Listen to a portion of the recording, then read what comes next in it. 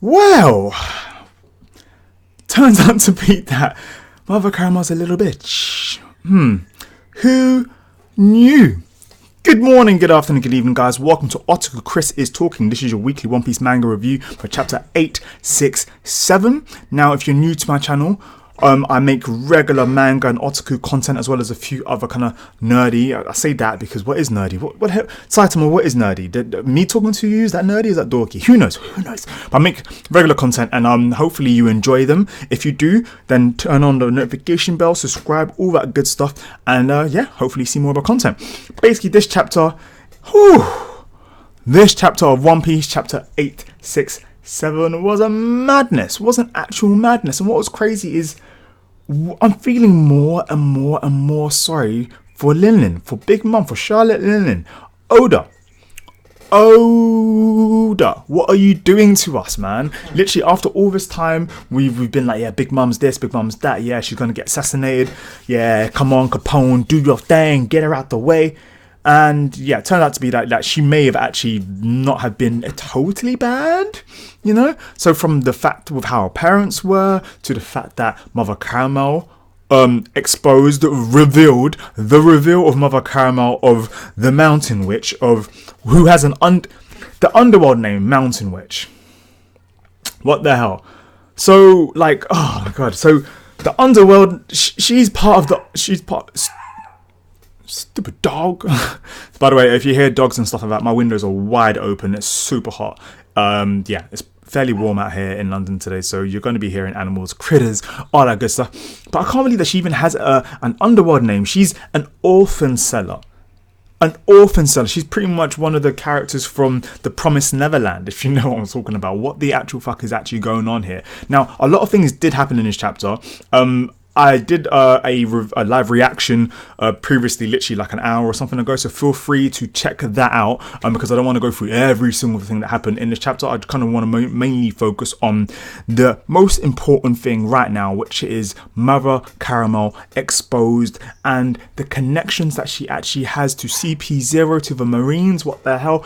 The Marines, the Giants and the Marines were actually once Mother Caramel's children in the orphanage. She sold them to them. She basically brings up the children, makes them all happy, makes them like kind of have faith and trust in her, so that, and sends them off to their parents who are to adults who get the, basically she sells them off. The bitch sells them off. What the actual hell?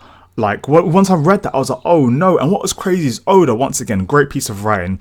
Once she's exposed, we then get to see her mindset to some of the situations of when she's speaking to the kids and she's being lovey-dovey, and then you see the thought bubbles and you actually see what she's really thinking, and it's kind of like, shit, man, what the actual hell? So we also see her speaking to CP0, and she's actually discussing why Charlotte Linlin is so important, and her feats, pretty much the fact that she's a 5-year-old girl and she managed to withstand the sword of Lord Yorley. Yeah, that shit broke off real quick, and she didn't even do armament haki. So she's just the Big Mom that we know now. She was already that powerful from such a young age. And Lord Yorley, he was a veteran giant, you know, a veteran, and he easily she managed to just fucking stop that. Stop the blade broke. She was like, fuck this shit. Grabbed his beard, slammed him to the floor, and I was like, fair enough, you better get her that semla. So yeah, so she basically Linlin killed Lord Yorley, and I shouldn't be laughing, but I'm guessing most of you should have seen Incredibles. Do you remember that scene in Incredibles when they're saying no capes, and then who is it? Edna Mole, when she basically says about how all the different heroes who have capes, they all get caught and stuff. Yeah, that kind of reminded me of that. Once like they were fighting and she was like, grab the beard, fuck this bitch, and just slammed him on the floor, which also is a feat in itself as well. How strong is she? So yeah, that was a whole madness. Basically, before that, let me kind of go back to the beginning. So the fight to this point, Linlin fights well, not really fights, kind of pretty much defeats, just smacks him to the ground, kills Lord Yorley. And then Mountbeard gets super fucking vexed and he's like, yo, you are no child. And he goes to kill her. But by that time, she's already been fed a load of semla, so she's fucking fast asleep. Caramel's like, no, she's just a child. And then Caramel decides, you know what, I will leave the island and take her with me. The children don't want to leave Caramel, so they go with her to the new place that they kind of, wherever they go. And so basically, once that happens, we then get to see Mother Caramel speaking to CP0 and exposing, talking about the situation. And I was kind of like, what the hell actually happened? And whilst the destruction that was going on earlier, that happened on the island, I think during the whole Linlin versus Yorley, or the end of that fight, a big fire had happened on Elbath. And when that fire had happened, literally everything was just burning to shit. People were just running around fucking like headless chickens, like, what are we gonna do? And then Mother Caramel does some weird speech, which seems like a prayer, but ends up summoning something. Now this something ends up having a face and having like a face in the fire, and it ends up pretty much looking a hell of a lot suspiciously Saitama, suspiciously like Prometheus. Yeah, Big Mom's Prometheus. What the hell is that about? So I'm very intrigued to know why and how. And at the end of the chapter, when Big Mom gets thrown a party, all the children fucking forget that Big Mom killed one of the elder giants. They just kind of fucking let that fly by. I mean, they do use it like in kind of bullying, childish, playful tactics to say, oh, Linlin's gonna kill us again. I'm like, that's not the type of shit you should play around with, yo. It's not the type of shit you should play around with. And then they throw her a party, putting together all the semblance together and pile them up to make a croquette boucher, which is, as we know, Big Mom's favourite cake. So, the fattest cake, the actual cake that was in Sanji's wedding itself. So I like how there was a reference there, there was a connection, kind of bringing on a nice level of plot development, a huge level of plot development, characterization for Mother Caramel, as well as potential characterization for Big Mom as well, because if the fire thing, which looks like Prometheus, was Prometheus, at the end when everyone goes missing, there's a chance that Linlin did eat everyone. Now, I didn't think that. Literally, in my last video, loads of people started commenting saying, oh, she ate them. I'm not really sure that she ate them.